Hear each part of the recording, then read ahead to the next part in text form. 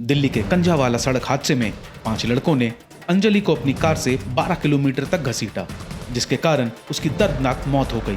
इस केस में हर रोज नए तथ्य सामने आ रहे हैं और अब अंजलि की दोस्त निधि के दावों पर सवाल उठने लगे हैं। आपको बता दें, ये वही निधि है जो एक्सीडेंट के वक्त अंजलि के साथ थी और एक्सीडेंट के बाद अंजलि को अकेला मरता छोड़ वहां से भाग निकली थी। 2 दिन चुप रहने के बाद उसने मीडिया के सामने दावा किया था एक्सीडेंट वाली रात अंजलि ने काफी शराब पी रखी थी और वो नशे की हालत में स्कूटी चला रही थी। लेकिन दोस्तों, पोस्टमार्टम रिपोर्ट का कुछ और ही कहना है। पहले आपको बताते हैं क्या कहा था निधि ने अपने बयान में और फिर पड़ताल करेंगे कितना सच बोल रही है निधि। हादसे वाली रात की कहानी शुरू होती है शाम के 7 बजे से, जब दोनों दोस्त अंजलि और निधि एक ओयो होटल पहुंचती है और 31 की पार्टी करने के लिए एक रूम बुक करती हैं। होटल मैनेजर अनिल ने मीडिया को बताया, रूम बुक करने के बाद दोनों अपने रूम में पार्टी करने के लिए चली जाती हैं। रात को करीब 12 सवा 12 बजे उनके 2 लड़के मित्र उनसे मिलने आते हैं। उसके बाद कमरे से दोनों लड़कियों की झगड़ने की आवाजें आती हैं। दोनों एक दूसरे को गंदी गंदी गालियां दे रही थी। 31 की रात थी, आसपास के कमरों में भी लोग थे, लिहाजा लड़कियों से मिलने आए दोनों दोस्तों ने परिस्थिति को संभाला और दोनों लड़कियों को शांत किया। फिर 15 से 20 मिनट बाद चारों होटल से निकल गए। होटल से बाहर निकलने के बाद उस रात जो हुआ उसे मीडिया के सामने बयां किया अंजलि की दोस्त निधि ने, जो एक्सीडेंट के वक्त स्कूटी पर उसके पीछे बैठी थी। उस रात की आगे की कहानी निधि की जुबानी। मीडिया से बात करते हुए निधि ने कहा, हादसे वाली रात अंजलि ने काफी शराब पी हुई थी और वो नशे में धुत थी।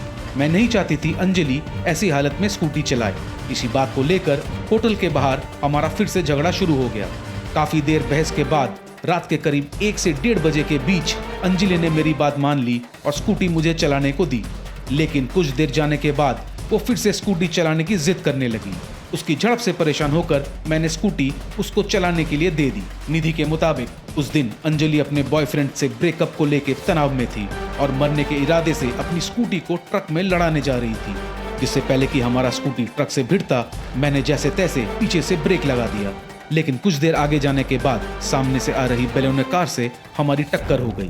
टक्कर से मैं दूर जाकर गिरी और अंजलि कार के नीचे आ गई। पहले तो गाड़ी वाले ने 2-3 बार गाड़ी आगे पीछे किया, लेकिन अंजलि गाड़ी में फंसी रह गई। गाड़ी में बैठे 5 लड़कों को पता था उनकी गाड़ी के नीचे कोई लड़की फंस गई है, फिर भी उन्होंने गाड़ी नहीं रोकी और अंजलि को घसीटते हुए आगे निकल गए। दोस्तों, ये कहना था अंजलि की दोस्त निधि का, जो हादसे के वक्त अंजलि के साथ थी। अब आपको बताएंगे कितना सच बोल रही है निधि और क्या सच में एक्सीडेंट वाली रात अंजलि नशे में स्कूटी चला रही थी।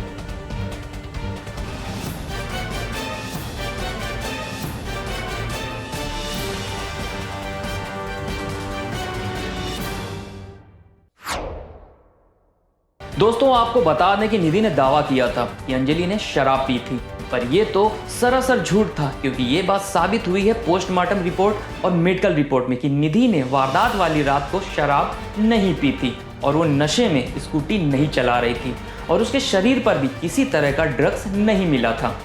लेकिन वहीं पर अंजलि की दोस्त निधि का ड्रग्स कनेक्शन सामने आया है। आरोप है कि निधि गांजा तस्करी में सक्रिय थी। एक आध पुड़िया नहीं बल्कि कई किलो गांजे की तस्करी किया करती थी। इस वीडियो में आप देख सकते हैं निधि और उसके 2 साथी 30 किलो गांजे के साथ खड़े हुए हैं। ये तस्वीर है 6 दिसंबर 2020 की, जब निधि और उसके 2 साथियों को आगरा से 30 किलो गांजे के साथ गिरफ्तार किया गया था।